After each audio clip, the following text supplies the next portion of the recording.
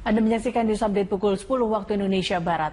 Polda Metro Jaya siap mengamankan final Piala Bayangkara di Stadion Utama Gelora Bung Karno yang digelar besok. Kapolda Metro Jaya Irjen Pol Mugiarto mengimbau Jakmania tidak menonton langsung di Gelora Bung Karno, mencegah bentrokan yang antara pendukung. Kapolda Metro Jaya Irjen Pol Mugiarto mengatakan Polda menyiapkan 11.000 pasukan gabungan bersama TNI Polri untuk mengamankan jalannya pertandingan. Laga final antara Persib Bandung kontra Arema Kronus diprediksi akan berlangsung alot dan panas dengan kehadiran Jakmania. Polda Metro Jaya menghimbau agar Jakmania tidak datang ke Stadion Gelora Bung Karno. Untuk personel berapa Pak? Ada 11.365 personil. Kita libatkan secara keseluruhan. Ya ini sudah ini baru jumlah personil Polri di backup juga dengan TNI nantinya, dengan Satpol PP dan instansi. Anda menyaksikan News Update, saya Andra Lesmana. Laga final sepak bola Piala Bayangkara di Stadion Gelora Bung Karno, Senayan, Jakarta Pusat akan digelar hari Minggu besok mempertemukan Persib Bandung dengan Arema Kronus Indonesia.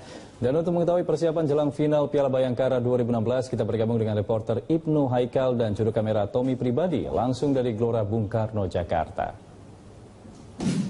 Ya Haikal, bagaimana persiapan jelang final Piala Bayangkara besok? Ya Andra, pada malam ini bila terjadi antisipasi huru-hara dan juga kerusuhan antara dua supporter yang berlaga dan dipastikan semuanya sudah aman dan terkendali. Saat ini gladi bersih masih terus berlangsung, seperti yang bisa terlihat pada lapangan pada saat ini. Di sini bisa terlihat bahwa polisi sudah hadir dengan melakukan, dan pada malam ini juga dilakukan gladi bersih pembukaan acara final Bayangkara Cup pada esok hari yang rencananya akan dihadiri oleh Presiden Joko Widodo, Menteri Pemuda dan Olahraga, serta Gubernur DKI Jakarta. Nampak para peserta dan juga polisi nampak kooperatif dalam mempersiapkan gladi bersih ini sendiri, yang rencananya selain pasukan aparat keamanan juga telah dipersiapkan dua unit pasukan penjinak bom dan juga 60 personel medis dan kesehatan yang turut akan hadir pada final Bayangkara Cup esok hari. Ya, Haikal, bagaimana persiapan keamanan jelang laga final besok?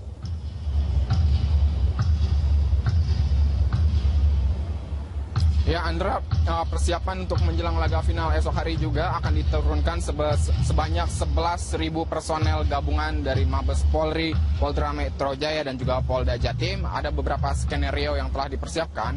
Skenario pertama adalah nanti pada saat dua kesebelasan masuk ke Gelora Bung Karno ini akan diatur bahwa nantinya peserta supporter dari Persib Bandung atau Bobotoh akan masuk lebih dahulu dan polisi akan mengatur peserta dari Arema Malang untuk masuk 30 menit kemudian. Bayangkara akan dilangsungkan besok. Meski demikian, Kepolisian Daerah Jawa Barat sudah merencanakan akan menerjunkan 5.000 personel untuk mengawal pendukung tim Persib Bandung atau Bobotoh. Sudah ada Patricia Jen yang akan menyampaikan informasinya. Ini langsung dari Bandung, Jawa Barat.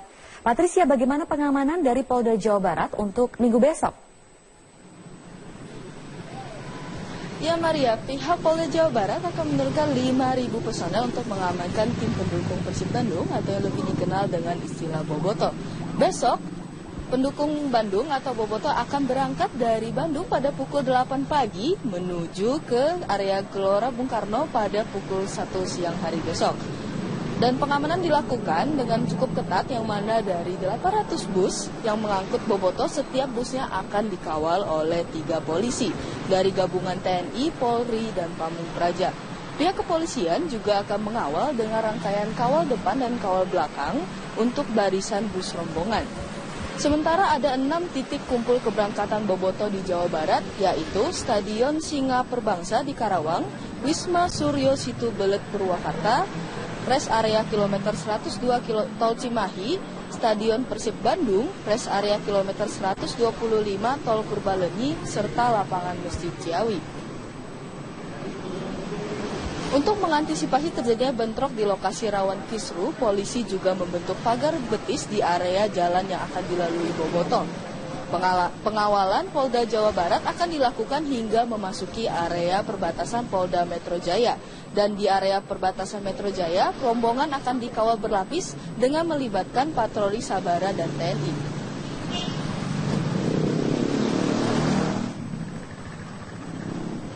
Ya, berikut wawancara kami dengan Kadishub dari Jawa Barat.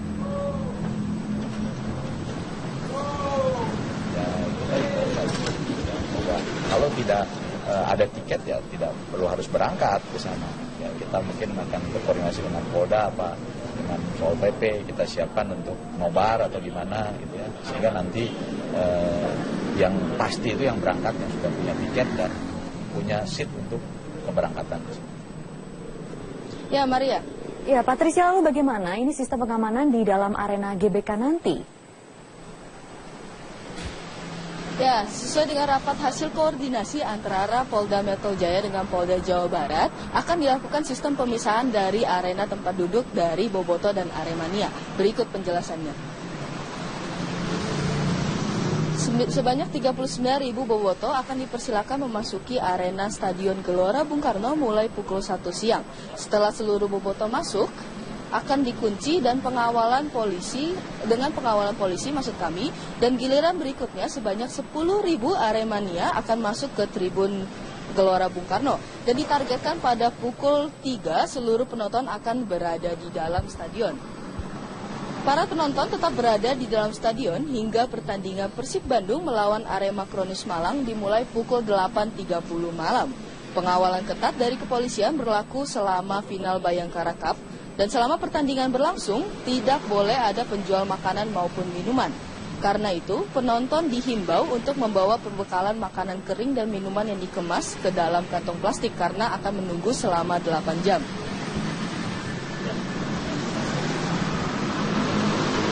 Ya, sementara dari pihak bobotoh sendiri merasa keberatan karena dari pengalaman sebelumnya, yakni dari Piala Presiden, beberapa bobotoh sempat mengalami dehidrasi dan sesak setelah menunggu selama 6 jam. Dengan sistem pengawalan yang sama besok, bobotoh akan menunggu selama 8 jam untuk menonton Piala Final Bayangkara Cup.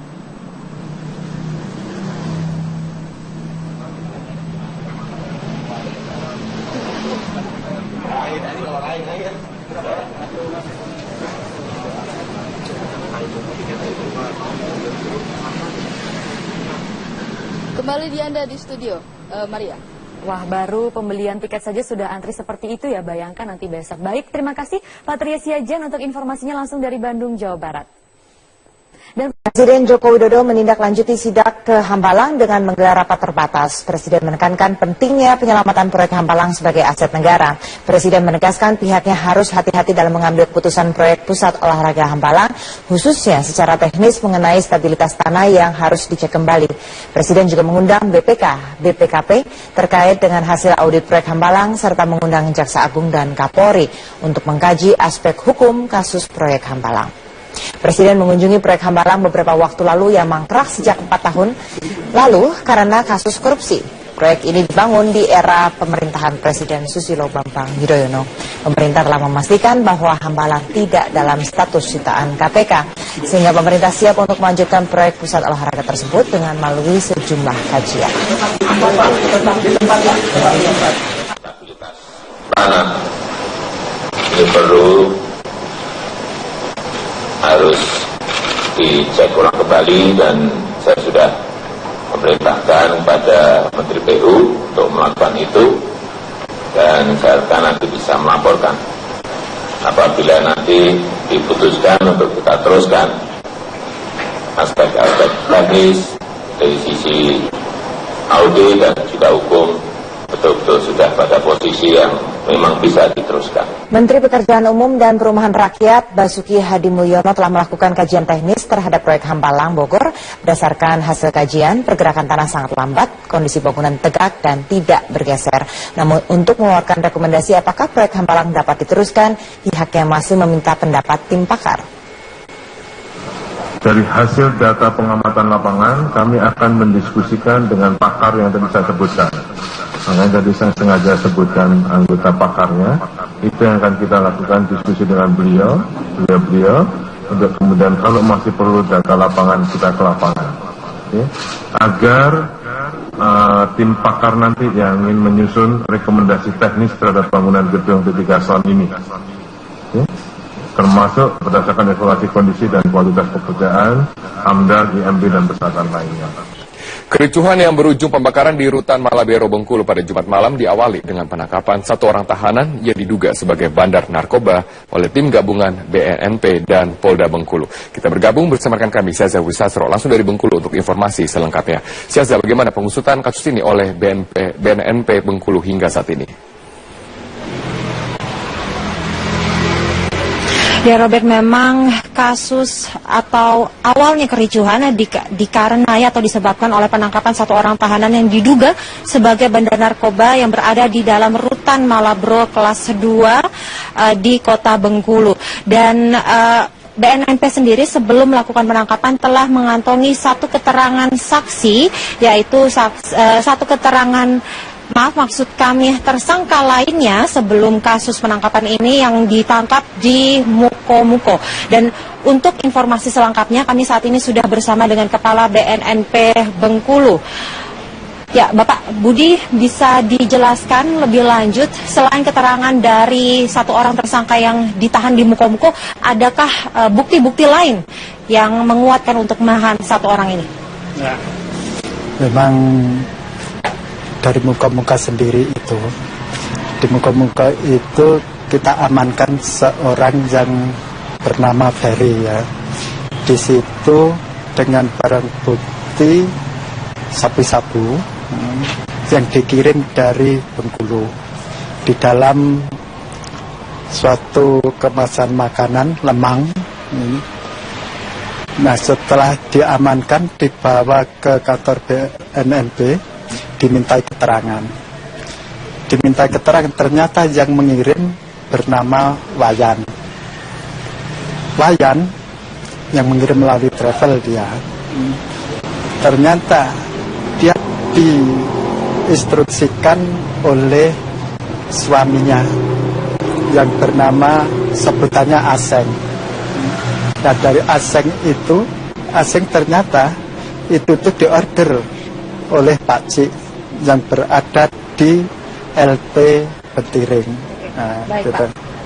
Berarti Aseng ini merupakan satu orang tahanan yang berada di Rutan Malabero dan mendapatkan pesanan dari satu orang tahanan yang berada di atau narapidana yang berada di Lapas Bentiring. Aseng ini dapat dipesan oleh saudara Ferry itu, dan melalui koordinasi dengan istrinya si Wayan itu memesan ke Pakcik yang ada di Lapas Bentiring. Baik, berarti peredaran narkoba di lapas dan rutan di Bengkulu ini memang sebesar apa? Karena ini kan masif sekali di antara dua lapas dan rutan. Ya, baru kami informasikan juga sekitar tanggal 14 Maret ya, berarti masih dalam bulan ini. BNNP juga bekerja sama dengan Kumham. Di sini berkoordinasi dengan karutannya di tempat yang sama. Kita temukan di situ, di dalam satu sel ada 13 penghuni yang ada di situ. Kemudian kita tes urin, 13-nya positif sabu-sabu. Dan di situ juga kita temukan HP, kemudian ada benda-benda lain yang kaitannya dengan penggunaan narkoba. Oke, baik. Berarti setelah pengembangan setelah ini akan ada pengembangan kasus lagi, dan sudah sejauh apa pengembangan yang dilakukan oleh BNNP Bengkulu untuk memberantas narkoba di provinsi ini? Ya, tentunya kalau BNNP Bengkulu memang itu sudah dipercaya oleh masyarakat, oleh negara ya, diberikan tugas untuk melaksanakan baik itu pencegahan maupun pemberantasan penyalahgunaan dan peredaran gelap narkoba. Kasus itu sejak ditangani oleh Polda juga sudah banyak ya. Kalau kita lihat data statistik, Untuk bulan Januari dan Februari itu sendiri, Polda dengan BNNP sudah kira-kira 54 kasus. Oke, terima kasih Bapak.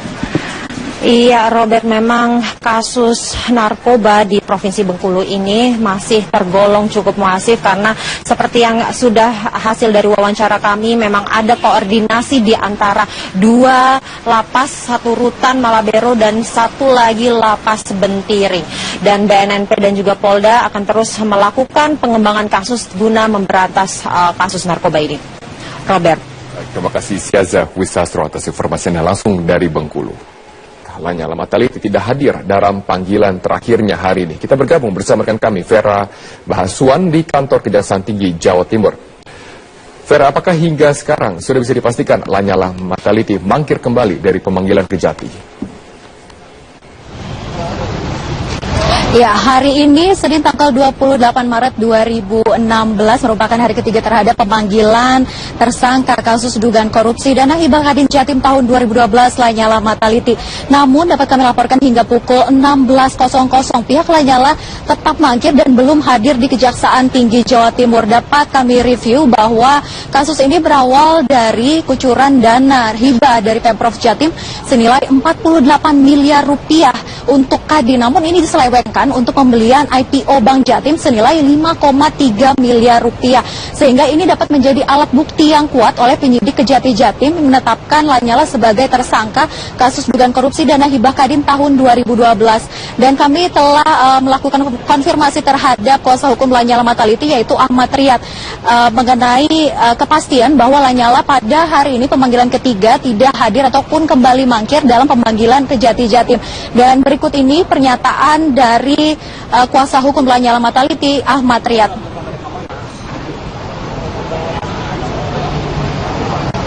Saat ini, karena statusnya belum apa-apa masih. Nanti semisal dilakukan upaya paksa, nanti langkah dari kuasa hukum seperti apa? Ya itu nanti kita lihat upaya paksanya seperti apa. Sesuai hukum nggak upaya paksanya. Kalau sesuai hukum ya kita layani sesuai hukum juga nanti. Intinya Pak Lanyala ini baru akan muncul setelah putusan pra-peradilan. Ya, tentunya seperti itu kalau lihat signalnya yang ada untuk menghormati dia melakukan proses ini, tim hukum yang menyampaikan bahwa tidak usah hadir karena kita lagi protes. Istilahnya kita ini protes panggilanmu nggak benar, kita diuji di pengadilan. Ujiannya kan lama 7 hari kerja. Setelah 7 hari kerja, Pak. Ya, Robert. Lanyala tetap bersikukuh bahwa prosedur pemanggilan tidak benar dan tidak sesuai dengan prosedur. Jika memang nantinya Kejaksaan Tinggi Jawa Timur memanggil paksa, kapan Kejaksaan Tinggi akan memanggil paksa Lanyala Mataliti? Ya, Robert, dapat kami laporkan bahwa tepat pada pukul 16.00 bahwa tim penyidik Kejati Jatim telah melakukan penjemputan paksa terhadap Lanyala di sejumlah titik yang dimungkinkan keberadaan Lanyala. Dan untuk tim penyidik Kejati Jatim sendiri yang berangkat menggunakan 2 mobil, ada 5 orang dari tim penyidik Kejaksaan Tinggi Jawa Timur yang berangkat yang diketuai oleh tim penyidik Kejati Jatim sendiri yaitu Denny. Dan dapat kami laporkan juga bahwa keberadaan Lanyala Mataliti dipastikan di Surabaya dan saat ini suasana di Kejati masih kondusif di mana tidak ada penjagaan ketat yang dilakukan, hanya saja ada pemasangan kawat berduri di depan gerbang Kejati Jatim. Dan selain itu juga dapat kami laporkan bahwa pihak Kejati Jatim sampai dengan saat ini masih menunggu kehadiran dari penjemputan oleh tim penyidik Kejati Jatim untuk dapat membawa Lanyala Mataliti dan kemudian dapat dilakukan proses pemeriksaan lebih lanjut oleh tim Kejati Jatim. Dan saat ini kami setelah bersama Kepala Kejaksaan Tinggi Jawa Timur yaitu Maruli Hutagalung. Halo, selamat sore Pak Maruli. Selamat sore Metro. Oke Pak Maruli, seperti apakah proses ataupun juga kesiapan terhadap tim penyidik Kejati Jatim yang telah berangkat pada pukul 16.00 tadi Pak? Ya, kami sudah mempersiapkan segala sesuatunya dan kami berkoordinasi dengan pihak keamanan yaitu kepolisian untuk membackup dalam melakukan pemanggilan paksa terhadap Lanyala. Kemudian apa sajakah yang menjadi target dalam penjemputan paksa pada sore hari ini? Ya, kalau yang bersangkutan ada di tempat tentu kami akan bawa ke Kejati Jawa Timur untuk dilakukan pemeriksaan. Oke, di titik mana sajakah penjemputan Lanyala ini dilakukan oleh tim penyidik Kejati Jatim? Apakah dipastikan ini memang ada di Surabaya? Kalau alamat rumahnya ada 2 di Surabaya, tetapi untuk pastinya yang bersangkutan ada di Surabaya, saya masih meragukan. Karena informasi terakhir saya dengar bahwa yang bersangkutan sudah berada di Malaysia. Sampai kapan tim penyidik ini akan melakukan penjemputan terhadap Lanyala? Ya, sampai yang bersangkutan kami dapati, pasti kami bawa untuk diperiksa sebagai tersangka. Baik. Jika hari ini tidak ditemukan, kapan tepatnya penetapan DPO ini dilakukan oleh Kejati Jatim?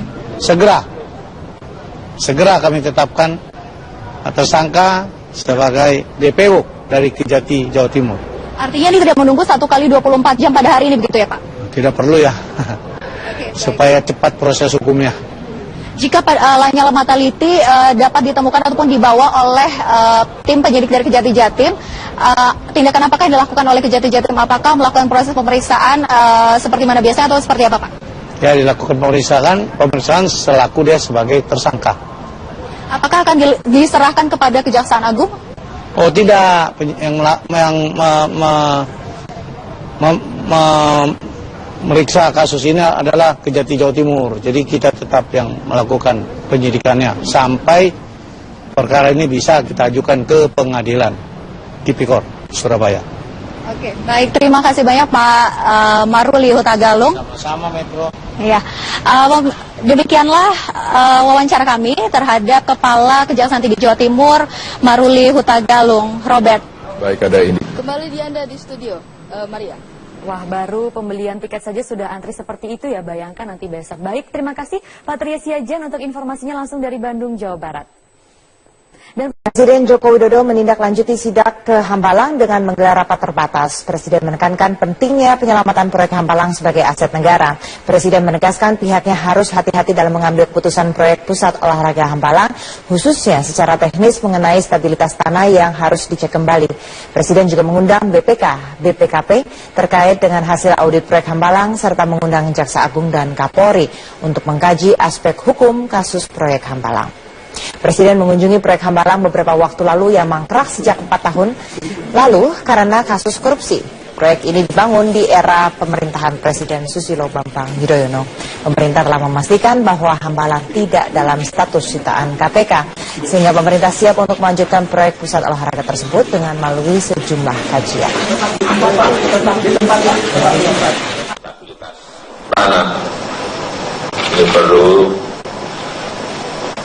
harus dicek ulang kembali dan saya sudah memerintahkan kepada Menteri PU untuk melakukan itu dan saya harapkan nanti bisa melaporkan apabila nanti diputuskan untuk kita teruskan aspek-aspek teknis dari sisi audit dan juga hukum betul-betul sudah pada posisi yang memang bisa diteruskan. Menteri Pekerjaan Umum dan Perumahan Rakyat Basuki Hadi Mulyono telah melakukan kajian teknis terhadap proyek Hambalang Bogor. Berdasarkan hasil kajian, pergerakan tanah sangat lambat, kondisi bangunan tegak dan tidak bergeser. Namun untuk mengeluarkan rekomendasi apakah proyek Hambalang dapat diteruskan, pihaknya masih meminta pendapat tim pakar. Dari hasil data pengamatan lapangan, kami akan mendiskusikan dengan pakar yang tadi saya sebutkan. Makanya tadi saya sengaja sebutkan anggota pakarnya. Itu yang akan kita lakukan diskusi dengan beliau untuk kemudian kalau masih perlu data lapangan kita ke lapangan. Okay. Agar tim pakar nanti yang ingin menyusun rekomendasi teknis terhadap bangunan gedung T3 Sound ini. Okay. Termasuk berdasarkan evaluasi kondisi dan kualitas pekerjaan, AMDAL, IMB, dan persyaratan lainnya. Kericuhan yang berujung pembakaran di Rutan Malabero Bengkulu pada Jumat malam diawali dengan penangkapan 1 orang tahanan yang diduga sebagai bandar narkoba oleh tim gabungan BNNP dan Polda Bengkulu. Kita bergabung bersama rekan kami Syaza Wisasro langsung dari Bengkulu untuk informasi selengkapnya. Syaza, bagaimana pengusutan kasus ini oleh BNNP Bengkulu hingga saat ini? Ya Robert, memang kasus atau awalnya kericuhan dikarenai atau disebabkan oleh penangkapan satu orang tahanan yang diduga sebagai bandar narkoba yang berada di dalam rutan Malabro kelas 2 di kota Bengkulu.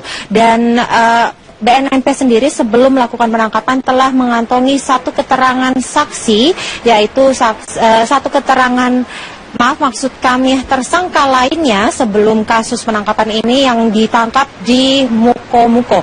Dan untuk informasi selengkapnya kami saat ini sudah bersama dengan Kepala BNNP Bengkulu.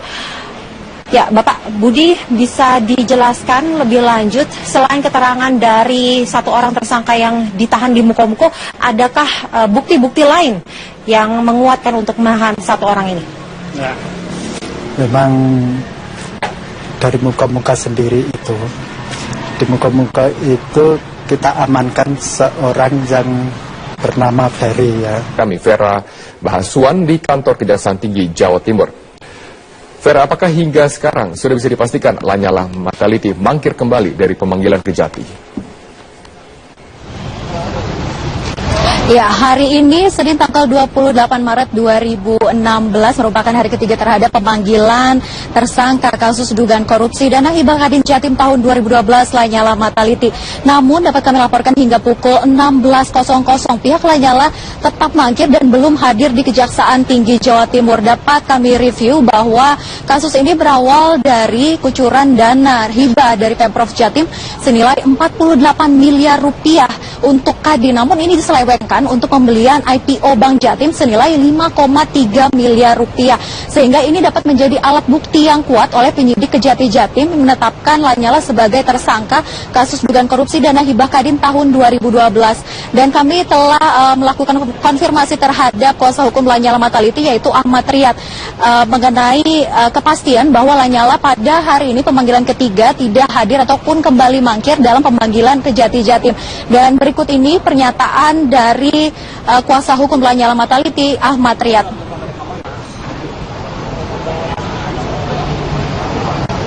Saat ini, karena statusnya belum apa-apa masih. Nanti semisal dilakukan upaya paksa, nanti langkah dari kuasa hukum seperti apa? Ya itu nanti kita lihat upaya paksanya seperti apa. Sesuai hukum nggak upaya paksanya. Kalau sesuai hukum ya kita layani sesuai hukum juga nanti. Intinya Pak Lanyala ini baru akan muncul setelah putusan pra-peradilan. Ya, tentunya seperti itu kalau lihat signalnya yang ada untuk menghormati dia melakukan proses ini, tim hukum yang menyampaikan bahwa tidak usah hadir karena kita lagi protes. Istilahnya kita ini protes panggilanmu nggak benar, kita diuji di pengadilan. Ujiannya kan lama 7 hari kerja. Setelah 7 hari kerja, Pak. Ya, Robert. Lanyala tetap bersikukuh bahwa prosedur pemanggilan tidak benar dan tidak sesuai dengan prosedur. Jika memang nantinya Kejaksaan Tinggi Jawa Timur memanggil paksa, kapan Kejaksaan Tinggi akan memanggil paksa Lanyala Mataliti? Ya, Robert, dapat kami laporkan bahwa tepat pada pukul 16.00 bahwa tim penyidik Kejati Jatim telah melakukan penjemputan paksa terhadap Lanyala di sejumlah titik yang dimungkinkan keberadaan Lanyala. Dan untuk tim penyidik Kejati Jatim sendiri yang berangkat menggunakan 2 mobil, ada 5 orang dari tim penyidik Kejaksaan Tinggi Jawa Timur yang berangkat yang diketuai oleh tim penyidik Kejati Jatim sendiri yaitu Denny. Dan dapat kami laporkan juga bahwa keberadaan Lanyala Mataliti dipastikan di Surabaya dan saat ini suasana di Kejati masih kondusif di mana tidak ada penjagaan ketat yang dilakukan, hanya saja ada pemasangan kawat berduri di depan gerbang Kejati Jatim. Dan selain itu juga dapat kami laporkan bahwa pihak Kejati Jatim sampai dengan saat ini masih menunggu kehadiran dari penjemputan oleh tim penyidik Kejati Jatim untuk dapat membawa Lanyala Mataliti dan kemudian dapat dilakukan proses pemeriksaan lebih lanjut oleh tim Kejati Jatim. Dan saat ini kami setelah bersama Kepala Kejaksaan Tinggi Jawa Timur yaitu Maruli Hutagalung. Halo, selamat sore Pak Maruli. Selamat sore Metro. Oke Pak Maruli, seperti apakah proses ataupun juga kesiapan terhadap tim penyidik Kejati Jatim yang telah berangkat pada pukul 16.00 tadi Pak? Ya, kami sudah mempersiapkan segala sesuatunya dan kami berkoordinasi dengan pihak keamanan yaitu kepolisian untuk membackup mengamankan tim pendukung Persib Bandung atau yang lebih dikenal dengan istilah Boboto. Besok, pendukung Bandung atau Boboto akan berangkat dari Bandung pada pukul 8 pagi menuju ke area Gelora Bung Karno pada pukul 1 siang hari besok. Dan pengamanan dilakukan dengan cukup ketat, yang mana dari 800 bus yang mengangkut Boboto, setiap busnya akan dikawal oleh 3 polisi dari gabungan TNI, Polri, dan Pamung Praja. Pihak kepolisian juga akan mengawal dengan rangkaian kawal depan dan kawal belakang untuk barisan bus rombongan. Sementara ada 6 titik kumpul keberangkatan Boboto di Jawa Barat, yaitu Stadion Singa Perbangsa di Karawang, Wisma Suryo Situ Belet Purwakarta, Rest Area Kilometer 102 Tol Cimahi, Stadion Persib Bandung, Rest Area Kilometer 125 Tol Purbalenyi, serta Lapangan Masjid Ciawi. Untuk mengantisipasi terjadinya bentrok di lokasi rawan kisru, polisi juga membentuk pagar betis di area jalan yang akan dilalui Boboto. Pengawalan Polda Jawa Barat akan dilakukan hingga memasuki area perbatasan Polda Metro Jaya. Dan di area perbatasan Metro Jaya, rombongan akan dikawal berlapis dengan melibatkan patroli Sabara dan TNI.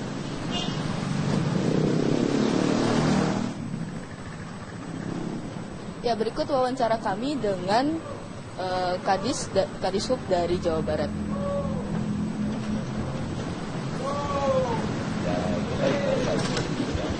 Kalau tidak ada tiket ya tidak perlu harus berangkat ke sana. Ya, kita mungkin akan berkoordinasi dengan Polda dengan Pol PP, kita siapkan untuk nobar atau gimana gitu ya. Sehingga nanti yang pasti itu yang berangkat yang sudah punya tiket dan punya seat untuk keberangkatan. Ya, Maria. Ya, Patricia, lalu bagaimana ini sistem pengamanan di dalam arena GBK nanti? Ya, sesuai dengan rapat hasil koordinasi antara Polda Metro Jaya dengan Polda Jawa Barat, akan dilakukan sistem pemisahan dari arena tempat duduk dari Boboto dan Aremania. Berikut penjelasannya. Sebanyak 39.000 Boboto akan dipersilakan memasuki arena Stadion Gelora Bung Karno mulai pukul 1 siang. Setelah seluruh Boboto masuk, akan dikunci dan pengawalan polisi maksud kami, dan giliran berikutnya sebanyak 10.000 Aremania akan masuk ke tribun Gelora Bung Karno dan ditargetkan pada pukul 3 seluruh penonton akan berada di dalam stadion. Para penonton tetap berada di dalam stadion hingga pertandingan Persib Bandung melawan Arema Kronus Malang dimulai pukul 8.30 malam. Pengawalan ketat dari kepolisian berlaku selama final Bayangkara Cup. Dan selama pertandingan berlangsung, tidak boleh ada penjual makanan maupun minuman. Karena itu, penonton dihimbau untuk membawa perbekalan makanan kering dan minuman yang dikemas ke dalam kantong plastik karena akan menunggu selama 8 jam.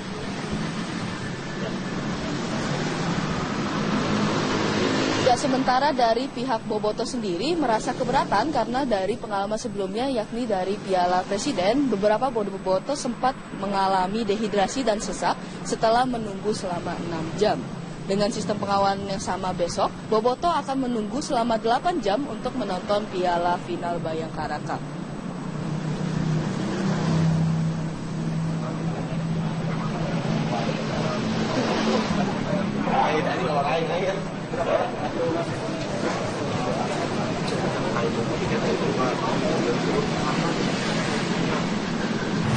Di situ dengan barang bukti sabu-sabu yang dikirim dari Bengkulu di dalam suatu kemasan makanan lemang. Nah, setelah diamankan dibawa ke kantor BNNB, dimintai keterangan. Ternyata yang mengirim bernama Wayan. Wayan yang mengirim melalui travel dia. Ternyata dia diinstruksikan oleh suaminya yang bernama sebutannya Aseng. Nah, dari Aseng ternyata itu tuh diorder oleh Pak Cik yang berada di LP Betiring. Nah, baik, gitu. Pak. Berarti Aseng ini merupakan satu orang tahanan yang berada di Rutan Malabero dan mendapatkan pesanan dari satu orang tahanan yang berada di atau narapidana yang berada di Lapas Bentiring. Aseng ini dapat dipesan oleh saudara Ferry itu, dan melalui koordinasi dengan istrinya si Wayan itu memesan ke pakcik yang ada di Lapas Bentiring. Baik, berarti peredaran narkoba di lapas dan rutan di Bengkulu ini memang sebesar apa? Karena ini kan masif sekali di antara dua lapas dan rutan. Ya, baru kami informasikan juga sekitar tanggal 14 Maret ya, berarti masih dalam bulan ini. BNNP juga bekerja sama dengan Kumham, di sini berkoordinasi dengan karutannya di tempat yang sama. Kita temukan di situ, di dalam satu sel ada 13 penghuni yang ada di situ. Kemudian kita tes urin, 13-nya positif sabu-sabu. Dan di situ juga kita temukan HP, kemudian ada benda-benda lain yang kaitannya dengan penggunaan narkoba. Oke, baik. Berarti setelah pengembangan setelah ini akan ada pengembangan kasus lagi, dan sudah sejauh apa pengembangan yang dilakukan oleh BNNP Bengkulu untuk memberantas narkoba di provinsi ini?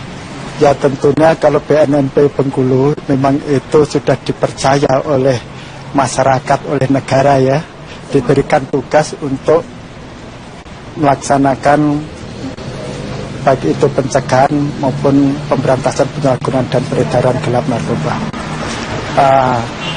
Kasus itu sejak ditangani oleh Polda ya sudah banyak ya. Kalau kita lihat data statistik untuk bulan Januari dan Februari itu sendiri, Polda dengan BNNP sudah kira-kira 54 kasus. Oke, terima kasih Bapak. Iya, Robert, memang kasus narkoba di Provinsi Bengkulu ini masih tergolong cukup masif, karena seperti yang sudah hasil dari wawancara kami, memang ada koordinasi di antara dua lapas, satu rutan Malabero dan satu lagi Lapas Bentiring. Dan BNNP dan juga Polda akan terus melakukan pengembangan kasus guna memberantas kasus narkoba ini. Robert. Terima kasih Syaza Wisastro atas informasinya langsung dari Bengkulu. Lanyala Mataliti tidak hadir dalam panggilan terakhirnya hari ini. Kita bergabung bersama rekan. Anda menyaksikan News Update pukul 10 waktu Indonesia Barat. Polda Metro Jaya siap mengamankan final Piala Bayangkara di Stadion Utama Gelora Bung Karno yang digelar besok. Kapolda Metro Jaya Irjen Pol Mugiarto mengimbau Jakmania tidak menonton langsung di Gelora Bung Karno, mencegah bentrokan yang antara pendukung. Kapolda Metro Jaya Irjen Pol Mugiarto mengatakan Polda menyiapkan 11.000 pasukan gabungan bersama TNI Polri untuk mengamankan jalannya pertandingan. Laga final antara Persib Bandung kontra Arema Kronus diprediksi akan berlangsung alot dan panas dengan kehadiran Jakmania. Polda Metro Jaya menghimbau agar Jakmania tidak datang ke Stadion Gelora Bung Karno. Untuk personel berapa Pak? Ada 11.365 personil kita libatkan secara keseluruhan. Ya, ini sudah ini baru jumlah personil Polri, di backup juga dengan TNI nantinya, dengan Satpol PP dan instansi. Anda menyaksikan News Update, saya Andra Lesmana. Laga final sepak bola Piala Bayangkara di Stadion Gelora Bung Karno Senayan Jakarta Pusat akan digelar hari Minggu besok, mempertemukan Persib Bandung dengan Arema Kronus Indonesia. Dan untuk mengetahui persiapan jelang final Piala Bayangkara 2016, kita bergabung dengan reporter Ibnu Haikal dan juru kamera Tommy Pribadi langsung dari Gelora Bung Karno Jakarta. Ya, Haikal, bagaimana persiapan jelang final Piala Bayangkara besok? Ya, Andra, pada malam ini bila terjadi antisipasi huru-hara dan juga kerusuhan antara dua supporter yang berlaga dan dipastikan semuanya sudah aman dan terkendali. Saat ini geladi bersih masih terus berlangsung, seperti yang bisa terlihat pada lapangan pada saat ini.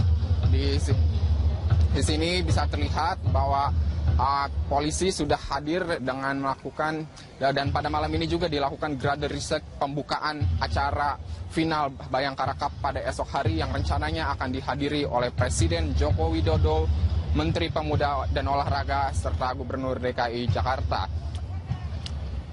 Nampak para peserta dan juga polisi nampak kooperatif dalam mempersiapkan gladi bersih ini sendiri, yang rencananya selain pasukan aparat keamanan juga telah dipersiapkan pasukan 2 unit pasukan penjinak bom dan juga 60 personel medis dan kesehatan yang turut akan hadir pada final Bayangkara Cup esok hari. Ya, Ikal, bagaimana persiapan keamanan jelang laga final besok?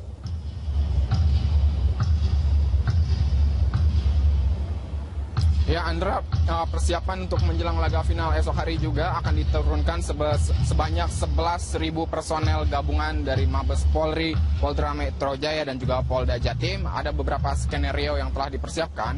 Skenario pertama adalah nanti pada saat 2 kesebelasan masuk ke Gelora Bung Karno ini akan diatur bahwa nantinya peserta supporter dari Persib Bandung atau Bobotoh akan masuk lebih dahulu, dan polisi akan mengatur peserta dari Arema Malang untuk masuk 30 menit kemudian. Bayangkara akan dilangsungkan besok. Meski demikian, Kepolisian Daerah Jawa Barat sudah merencanakan akan menerjunkan 5.000 personel untuk mengawal pendukung tim Persib Bandung atau Bobotoh. Sudah ada Patricia Jen yang akan menyampaikan informasinya. Ini langsung dari Bandung, Jawa Barat. Patricia, bagaimana pengamanan dari Polda Jawa Barat untuk minggu besok? Ya Maria, pihak Polda Jawa Barat akan menurunkan 5.000 personel